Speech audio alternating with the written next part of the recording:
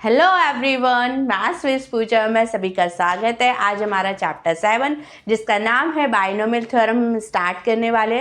Chapter बहुत easy है, इसका पूरा वेटेज हमारे हाथ में होता है। क्योंकि हमें सिर्फ बाइनोमियल थ्योरम का कॉन्सेप्ट समझ में आना चाहिए, वो आज हम इस वीडियो में क्लियर कर लेंगे। तो वीडियो के एंड तक आप लोग मेरे साथ बने रहना और इस वीडियो को लाइक और चैनल को सब्सक्राइब करना मत भूलना। तो स्टार्ट करते हैं हम इस चैप्टर को। जो चैप्टर के नेम के अकॉर्डिंग हम चलते हैं, बाइनोमियल। तो बाई मीन्स होता है टू, नोमियल मीन्स टर्म्स, मतलब जिसमें दो टर्म होती है उसको बोलते हैं हम बाइनोमियल। तो यहाँ पर बस हमें दो बातें याद रखनी है, ठीक है। क्या? जिसमें दो टर्म हो और उसके ऊपर जो पावर हो, बस उसके अकॉर्डिंग हमारी बाइनोमियल थ्योरम प्रिपेयर होती है। तो उसको हम समझते हो बनती कैसे है। सो बाइनोमियल मीन्स होता है हैविंग टू टर्म। और पावर कैसी? पावर कोई भी इंटीजर हो सकती है, रैशनल नंबर हो सकता है, अप टू इनफाइनाइट कोई भी नंबर हो सकता है। बस अब उसको हम किस तरह से डिराइव करेंगे, किस तरह से हम उसका एक्सपांशन निकालेंगे, तो उसके लिए हम पहले हमारी प्रीवियस क्लास में चलते हैं। हमने प्रीवियस क्लास में हमारी आइडेंटिटीज पढ़ी है, a plus we whole square, a plus we whole cube, बस यहीं तक पढ़ा है। उसके आगे की हमें आइडेंटिटी नहीं आती है, तो उनको थोड़ा सा हम याद कर लेते हैं। a प्लस वी होल 0 हो तो क्या होगा? हमारा 1 होगा आंसर। जब a plus we whole power 1 हो तो ये हो जाएगा हमारा a प्लस वी, पावर 1 है तो वही रहेगा। अब a plus we whole square identity हमने पढ़ी है, ये होती है, ये हमने a plus we whole cube की आइडेंटिटी पढ़ी है। और a plus we whole power 4 हम कैसे निकालेंगे? तो यहाँ पर मैंने लिखा हुआ है a plus we whole cube into a plus B, मतलब a plus we whole cube का फॉर्मूला हमें पता है, तो वो लिखने के बाद फिर हम a प्लस वी से मल्टीप्लाई कर देंगे, तो ये हमारा a plus we whole power 4 का फॉर्मूला आ जाएगा। ठीक है, यहाँ तक तो हमने पढ़ा है। अब इसके आगे का एक्सपेंशन कैसे करेंगे हम, तो उसके लिए आई है हमारी बाइनोमियल थ्योरम। तो समझते हैं हम इसमें पहले ये देखते हैं क्या कॉमन है इन सब में, इन सब फॉर्मूलेज में कॉमन क्या है। तो फर्स्ट ऑफ ऑल हम ऑब्जर्व करते हैं क्या कि जो इंडेक्स है, इंडेक्स क्या होता है? पावर होता है, किसी भी नंबर का पावर। 0 इंडेक्स है, index of a plus B, 1 is index of a plus B, 2 is index of a plus B, 3 is index of a plus B. So here is index means power. तो जो index है वो क्या हो रहा है? Right side में घटता जा रहा है। कैसे घट रहा है? यहाँ पे देखो, इंडेक्स जहाँ पे 0 है, सॉरी यहाँ से देखो, यहाँ 0 है तो यहाँ बिल्कुल ही टर्म हट गया, टर्म हट गया। a प्लस वी था, कुछ भी नहीं है तो 1 है। अब यहाँ पर पावर 1 है, ठीक है, तो यहाँ पर दो टर्म हो गए, मतलब इंडेक्स जो है, इंडेक्स घटती जा रही है, डिक्रीज होती जा रही है, और नंबर ऑफ टर्म्स हमारे इंक्रीज होते जा रहे हैं। यहाँ पर पावर 1 है तो नंबर ऑफ टर्म्स 2 है, पावर 2 है तो नंबर ऑफ टर्म्स हमारे 3 हैं। यहाँ इंडेक्स 3 है तो नंबर ऑफ टर्म्स कितने होंगे? 4 होंगे, 1 2 3 4। अब जब इंडेक्स 4 है तो नंबर ऑफ टर्म्स कितने होंगे? 5 होंगे। ठीक है, एक ऑब्जर्वेशन हमें सभी में फॉलो हो रहा है, जो वो हमें इक्वली दिख रहा है। अब सेकंड देखते हैं हम। सेकंड होता है हमारा जो पावर ऑफ फर्स्ट टर्म है, फर्स्ट टर्म की पावर है, देखो घटती जा रही है, वो डिक्रीज हो रही है। किस तरह से? यहाँ से देखो, a रेस टू 4 है, a रेस टू 4 है तो सेकंड टर्म में आके वो पावर घट गई, 4 माइनस 1 मतलब 3 हो गई। ठीक है, फिर नेक्स्ट टर्म में गए हम, थर्ड टर्म में फिर एक घट गई, फिर यहाँ पर गए फिर से डिक्रीज हो गई। तो यहाँ पर जो फर्स्ट टर्म की पावर है वो डिक्रीज हो रही है और सेकंड टर्म की पावर इंक्रीज हो रही है। देखो इसी में देखो, फर्स्ट टर्म में तो है ही नहीं सेकंड टर्म, सेकंड टर्म से आ गया हमारा इसका सेकंड टर्म, तो b आया, तो b पावर 1 आया, तो यहाँ पे हमारी कितनी होगी? b पावर 0 होगी। ठीक है, तो यहाँ b पावर 1 आया। अब नेक्स्ट टर्म में गए तो पावर बढ़ गई, नेक्स्ट टर्म में गए और पावर बढ़ गई, फिर नेक्स्ट टर्म में गए तो फिर पावर बढ़ गई। Similarly a plus we whole cube में देखो, यहाँ पर b रेस टू 0 है, यहाँ पर आए b रेस टू 1, फिर b रेस टू 2, और a का देखो, a का डिक्रीज हो रहा है, a क्यूब, फिर a स्क्वायर, फिर a, फिर यहाँ पे a खत्म ही हो गया। क्यों? क्योंकि a रेस टू 0 हमारा 1 होता है। ठीक है, तो फर्स्ट ऑब्जर्वेशन समझ लिया क्या कि इंडेक्स डिक्रीज होता है और जो नंबर ऑफ टर्म्स होते हैं वो इंक्रीज होते हैं। सेकंड ऑब्जर्वेशन हमने क्या देखा? फर्स्ट टर्म की जो पावर है वो क्या हो रही है? डिक्रीज हो रही है, और सेकंड टर्म की जो पावर है वो इंक्रीज हो रही है। सेकंड ऑब्जर्वेशन समझ लिया। अब थर्ड ऑब्जर्वेशन देखते हैं कि हम हर टर्म में क्या देख रहे हैं। इन ईच टर्म हम क्या देख रहे हैं? यहाँ पे जो इंडेक्स है, यहाँ पे जैसे a plus we whole square, यहाँ पर a प्लस वी का इंडेक्स क्या है 2 है, तो यहाँ पे हम हर टर्म में पावर 2 ही देखेंगे, कम नहीं होगी। भले ही देखो यहाँ पे a स्क्वायर मतलब पावर 2 है तो यहाँ पे इंडेक्स 2 है।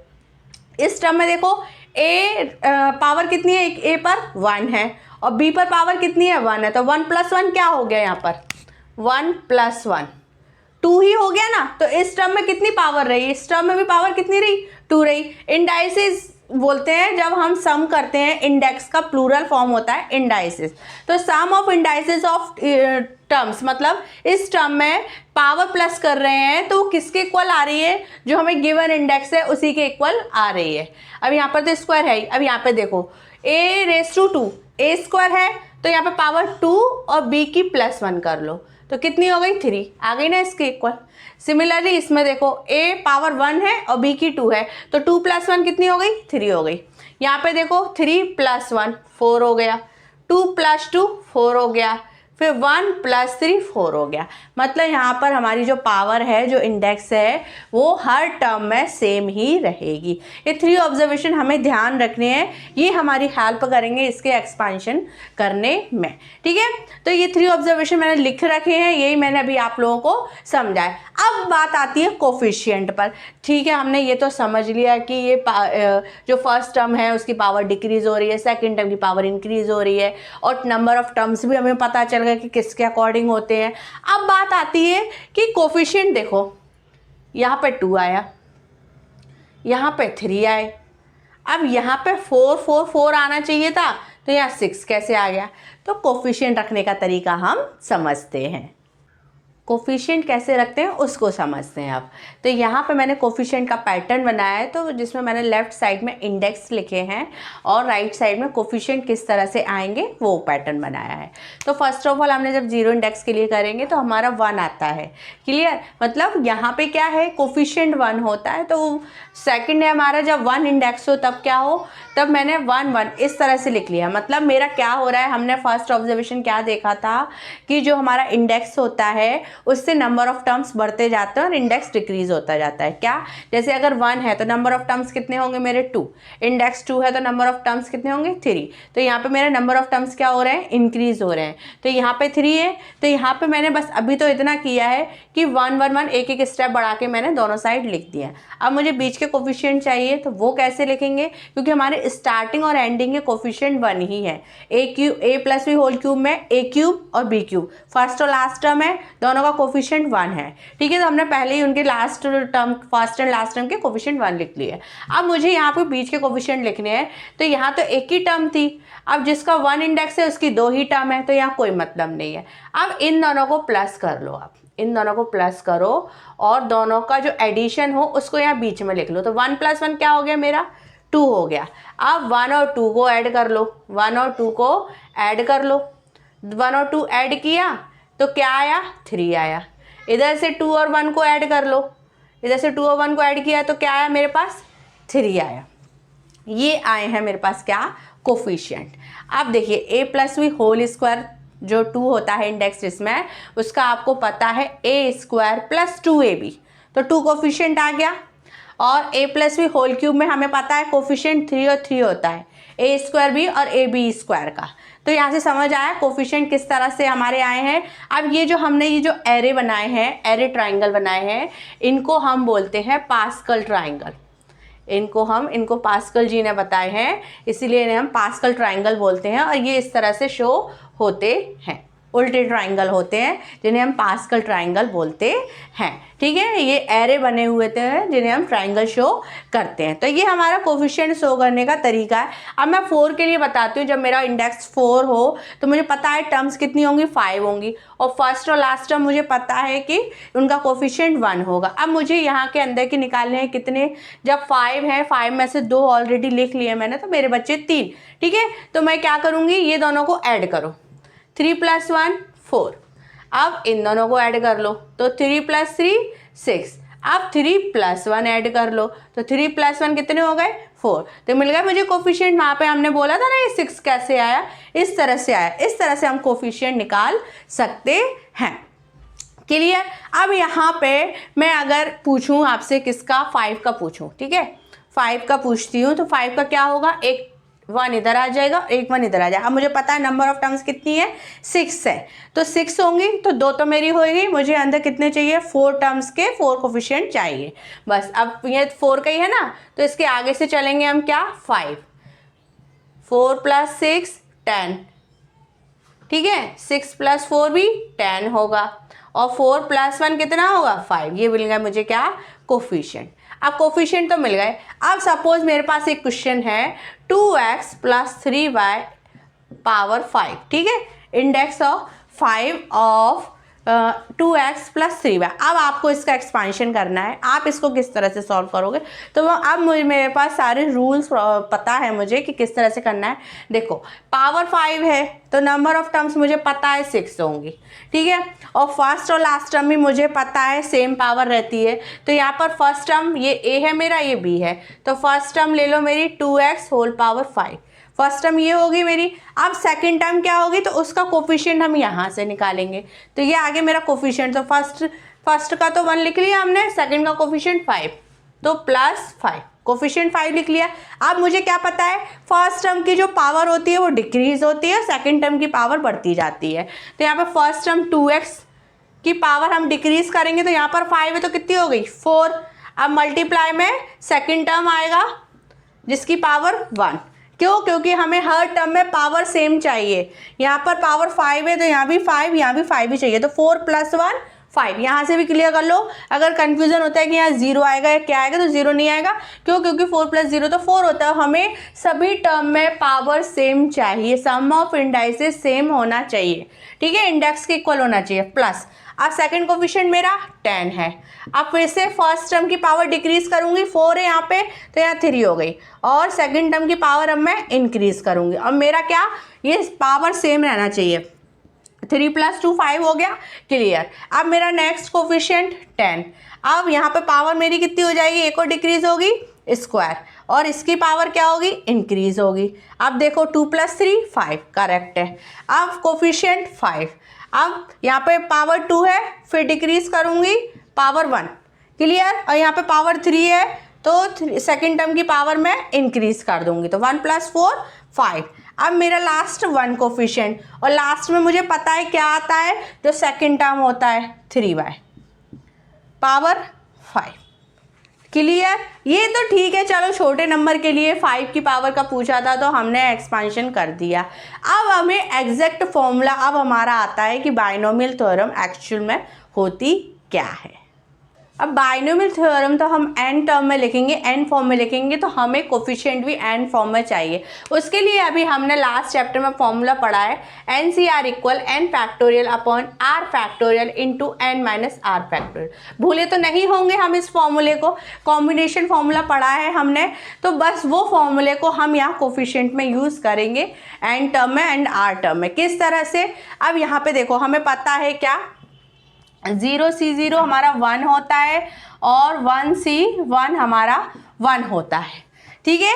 अब यहाँ पे देखो, अब यहाँ पे हमारा क्या था, 1 था, तो 1 के प्लेस पे मैं क्या लिख सकती हूँ, 0C0 लिख सकती हूँ, क्लियर। अब यहाँ पे भी 1 था और यहाँ पे भी 1 था, 1 के आगे ये 0 का और ये 1 का, ठीक है, तो 1 1, तो यहाँ पे मैं इस 1 को क्या लिख सकती हूँ, 1C0, और इस 1 को 1C1। अब जब आप फाइंड करोगे तो इनके आंसर 1 ही आएंगे। कैसे, हम कर लेते हैं, देखो यहाँ पे n और r दोनों की वैल्यू 0, तो 0 फैक्टोरियल अपॉन 0 फैक्टोरियल 0 फैक्टोरियल, हमें पता है 0 फैक्टोरियल 1 होता है, 1 अपॉन 1 1 आ गया। 1C0 निकालते हैं, n 1 है हमारा, r 0 है, ठीक है, ये 1 फैक्टोरियल, ये भी 1, ये भी 1, ये भी 1, तो इसका आंसर भी 1, क्लियर। अब यहाँ पे देखो 1C1 मतलब ये 1 फैक्टोरियल, ये 1 फैक्टोरियल, और ये 1 - 1 0 फैक्टोरियल, ये सब भी 1 आंसर आ गया। क्यों, 1 फैक्टोरियल 1 होता है और 0 फैक्टोरियल भी 1 होता है, तो यहाँ से हमारी वैल्यू आ गई 1, क्लियर। यहाँ से मैं ये C के फॉर्म में इसलिए लिख रही हूँ क्योंकि हम बाइनोमियल थ्योरम बनाने वाले हैं, तो वो NC के टर्म में ही होगी, ठीक है। अब मेरा 2 के लिए हमने क्या देखा था, 3 टर्म होते हैं, तो वो थर्ड टर्म कैसे आती है, इन दोनों को प्लस करने पर, इन दोनों को प्लस करने पर मेरा क्या आया था 2, और बाकी मेरा 1 1, ठीक है। अब इसे मैं C के टर्म में लिखूंगी तो क्या लिखूंगी, 2C1, 2C1 भी मेरा 1 ही होगा, ठीक है। अब ये 2 को क्या लिखूं मैं, 2 को लिखूंगी मैं 2C2, 2C2, ठीक है। 2C0 लिखेंगे यहाँ पे, 2C0, 2C1 और 2C2 इस तरह से। अब सिमिलरली फॉर थर्ड के लिए क्या लिखूंगी, 3C0, फिर इसके बीच में आएगा ये 1 + 2 3 है, तो ये हो जाएगा 3C1, फिर इनके बीच में प्लस करने पे आएगा 3C2 और फिर यहाँ पे आएगा 3C3। जब n और r सेम होते हैं तो हमेशा 1 आता है, ठीक है। तो ये मेरा जो लास्ट टर्म होगा जिसमें n और r इक्वल होंगे, और फर्स्ट में क्या होगा, r 0 होगा, तो वो मेरा वहाँ से 1 आएगा। क्या, क्योंकि यहाँ पे हमने पढ़ रखा है लास्ट चैप्टर में NC0 और NCN दोनों की वैल्यू हमेशा 1 होती है, ठीक है। तो ये हमारा बस, अब यहाँ से हम क्या ऑब्जर्वेशन देख रहे हैं, क्या लिंक बैठ रही है हमारी, कि जो इंडेक्स हमें गिवन होगा हमें वहीं से स्टार्ट करना है, और C R की वैल्यू हमारी कहाँ से स्टार्ट करनी है, 0 से। तो 4C0, 4C1, 4C2, 4C3 और 4C4 ये एंड हो गया। आगे समझ में, ये कोफिशिएंट रखने का पैटर्न हमने समझा। अब हम समझते हैं हमारी बाइनोमियल थ्योरम को। अब यहाँ पर हम बाइनोमियल थ्योरम बनाते हैं, किस तरह से बनेगी। तो a + b एन टर्म में मैं ले रही हूँ, एन टर्म में डायरेक्ट ले रही हूँ, एन टर्म में समझ नहीं आए तो चलो एक बार हम a + c होल पावर 7 के लिए कर लेते हैं। तो अब कोफिशिएंट मुझे पता है क्या, 7C0 से स्टार्ट होंगे और 7C7 तक जाएंगे, ठीक है। ये तो मेरे कोफिशिएंट हो गए। और बाकी मैंने क्या कि मेरे टर्म्स कितने होंगे, जितना इंडेक्स होगा उससे एक टर्म ज़्यादा होंगे, तो 7 है तो टर्म कितने होंगे मेरे, 8 होंगे। अब नेक्स्ट स्टेप हमने क्या सीखी कि जो फर्स्ट टर्म है उसकी पावर क्या होगी, फर्स्ट टर्म की पावर डिक्रीज होगी और सेकंड टर्म की पावर हमारी इंक्रीज होगी। बस अब लेके चलो, फर्स्ट टर्म में पावर हमारी 7, ठीक है। अब सेकंड टर्म में आ गए, पावर डिक्रीज 6 हो गई, सेकंड टर्म आ गया। 7C2 कोफिशिएंट है, पावर डिक्रीज और सेकंड टर्म की पावर इंक्रीज हो गई, 1 से 2 हो गई ना। अब 7C3 ये मेरा कोफिशिएंट है और फर्स्ट टर्म की पावर मेरी डिक्रीज होगी, सेकंड टर्म की पावर मेरी इंक्रीज होगी। ये मेरा कोफिशिएंट है जो लिंक में चल रहा है, एंड a⁵ और b⁴। 7C5, a⁶, b⁵, ठीक है। आगे 7C6 कोफिशिएंट है और a की पावर मेरी घट रही है,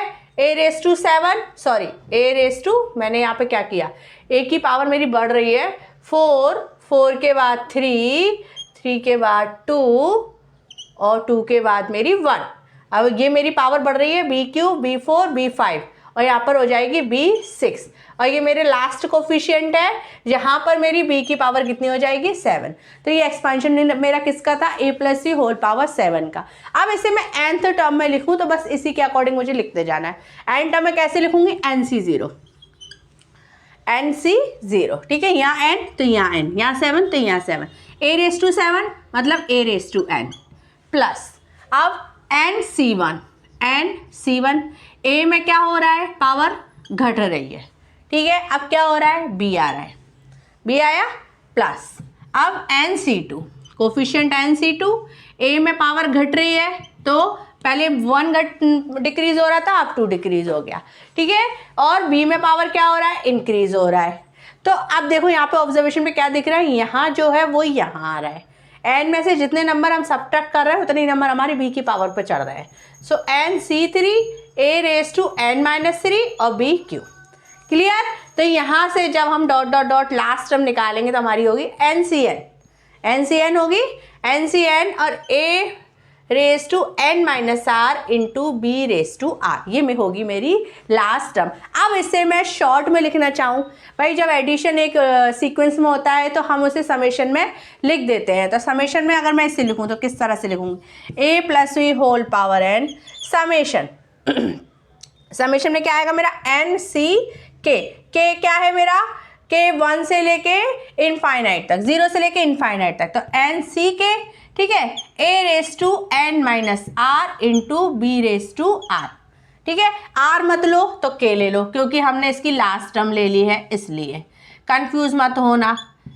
ये तो आप बोलो मैडम इसकी लास्ट टर्म रख ली आपने समेशन में, नहीं, समेशन होता है इसका पूरा कलेक्शन, इसको हमने शॉर्ट फॉर्म में लिख देते थे वो समेशन में आ जाता है। सो k = 0 to ∞, ये इसको मैंने शॉर्ट में लिख दिया। अब देखो आप n की टर्म और k की टर्म स्टेप बाय स्टेप रखते जाओ तो हमारी ये एक्सपांशन आ जाएगा। यही होता है हमारा बाइनोमियल थ्योरम। अब मुझसे कोई भी n की जगह पे कोई भी नंबर रख के पूछ ले, मैं इसको सॉल्व कर सकती हूँ। अब कुछ ऐसी प्रॉपर्टीज़ आ जाती हैं, उनको समझ लेते हैं कि सपोज कि जो यहाँ पे तो बाइनोमियल में प्लस में दिया है, अर्थमेटिक ऑपरेशन अगर माइनस में हो तो हम क्या यूज़, जैसे a माइनस b हो, ठीक है, या 1 प्लस x हो, या x माइनस 2 हो। इनको कैसे करेंगे मैम हम? कोई प्रॉब्लम नहीं है, ये जो माइनस है ना इसको सेकंड टर्म के साथ जोड़ दो।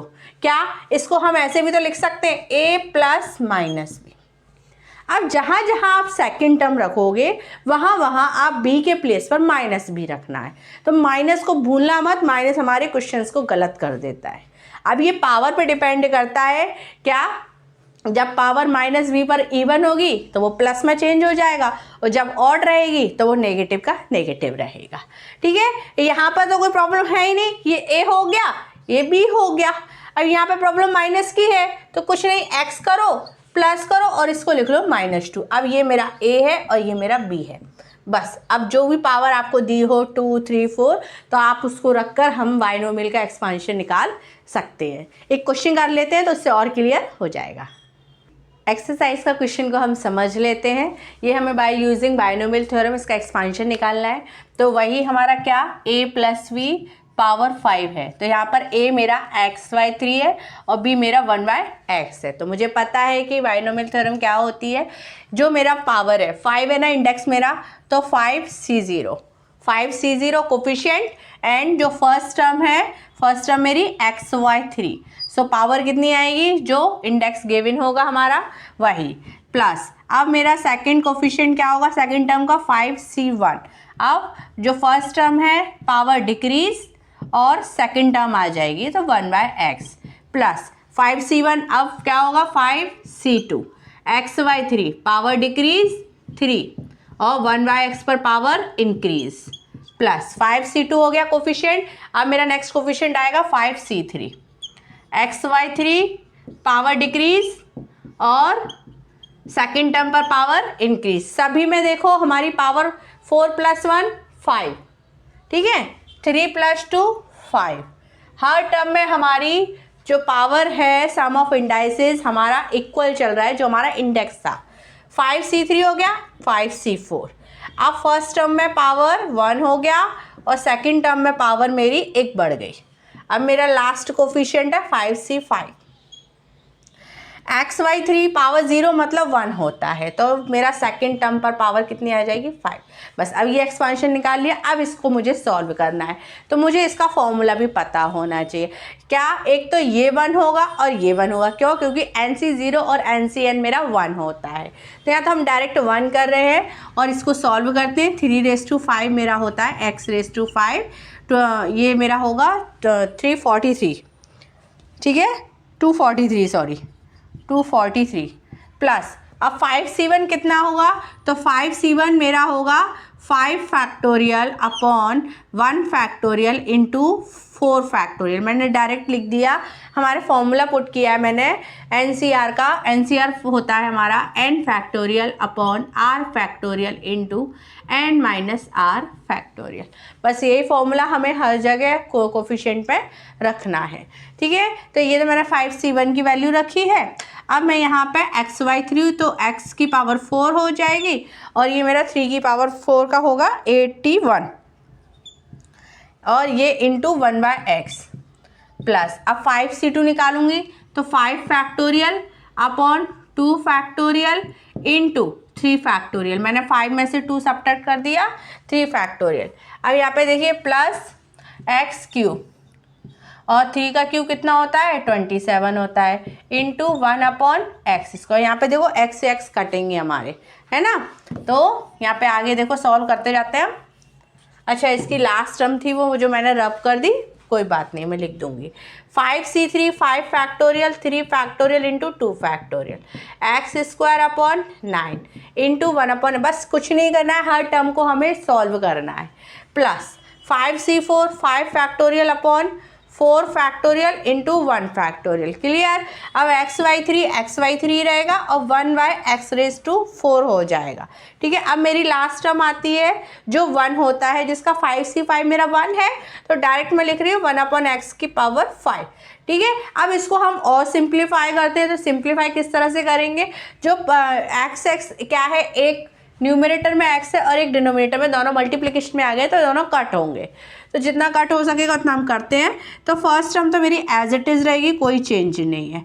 इनको जब सॉल्व करेंगे तो 5 फैक्टोरियल को मैं क्या लिख सकती हूँ, 5 इंटू 4 फैक्टोरियल, और इसके अपॉन में ऑलरेडी 4 फैक्टोरियल है, तो 4 फैक्टोरियल कट जाएगा, तो यहाँ पे क्या बचा मेरा 5 बचा। अब यहाँ पे देखो x पावर 1 है, यहाँ 4 है, तो एक कम हो जाएगी, तो यहाँ कितनी बचेगी 3। सो x³ / 81। अब 5 और 81 कट नहीं होगा, तो ऐसे ही लिखे रहेंगे। सेकेंड टर्म सॉल्व हो गई। थर्ड टर्म करते हैं। अब यहाँ पे देखो 5 इंटू 4 इंटू 3 फैक्टोरियल। नीचे वाले फैक्टोरियल से कट करने के लिए ऊपर वाला पूरा फैक्टोरियल हमें ओपन नहीं करना होता है, जितनी ज़रूरत है उतना हम लिख लेते हैं। तो 2 फैक्टोरियल 2 होता है, और ये 3 फैक्टोरियल, तो 3 फैक्टोरियल कट जाएगा, और 2 से हमारा 4 कट जाएगा, तो 5 2 10 आ जाएगा। ठीक है। अब इंटू में देखते हैं, इंटू में क्या क्या है, ये यहाँ पर x² है, यहाँ पे x³ है, तो 2x कट जाएंगे, कितने x बचेगा 1, तो x⁴ बचेगी। और नीचे क्या है मेरा 27, तो 10 और 27 मेरा नहीं कटेगा, तो ये इसी तरह से रहेगी टर्म। अब नेक्स्ट टर्म को सॉल्व करते हैं। नेक्स्ट टर्म मैं कहाँ तक लिखती हूँ, 5 into 4 into 3 factorial upon 3 factorial into 2 factorial. अब 3 फैक्टोरियल कट गया, 2 फैक्टोरियल 2 होता है, तो 2 से मैंने 4 कट कर दिया, अभी 10 आ गया। अब इनको सॉल्व करते हैं। देखो ऊपर x² नीचे x² दोनों कट गए। अब बचा क्या 1/9। 9 ना तो 5 से कटता है, ना ही 2 से कटता है, तो ये इतना ही रहेगा। अब हम नेक्स्ट टर्म में चलते हैं, ये वाले। और यहाँ पे देखो 5 फैक्टोरियल और नीचे 4 फैक्टोरियल है, तो ऊपर मेरा 5 आएगा, 4 फैक्टोरियल आपस में कट जाएगा। मैं डायरेक्ट कर रही हूँ, यहाँ का एक x कटेगा, नीचे वाले एक x से, तो बचे कितने 3, तो ये मेरे 1/x³। अब और क्या है, इंटू में 3 है, तो ये 5 के अपॉन में 3 आ जाएगा। क्लियर। अब मेरा लास्ट टर्म बचा है, तो लास्ट मेरा एज इट इज़ रहेगा। बस अब इसको प्रॉपर तरीके से लिख लेना, क्योंकि हमने कट किए हैं, बाकी ये हमारा आंसर हो जाएगा। आई होप आप लोगों को बहुत अच्छे से क्लियर हो गया होगा। मैंने एक एक कॉन्सेप्ट क्लियर करने की पूरी तरह से कोशिश की है। अभी तक मेरे वीडियो को लाइक नहीं किया है तो लाइक कर देना, और चैनल को भी सब्सक्राइब कर देना, अपने फ्रेंड्स को भी आप लोग शेयर कर देना। अगर अभी भी कोई डाउट है, कोई क्वेरी है, तो आप मुझे कॉमेंट सेक्शन में मैसेज लिखें, या फिर आप मुझे इंस्टाग्राम पर भी मैसेज करें, तो मैं आपका रिप्लाई जल्दी ही दूंगी। ठीक है। तो हाँ, हम मिलते हैं हमारे नेक्स्ट वीडियो में।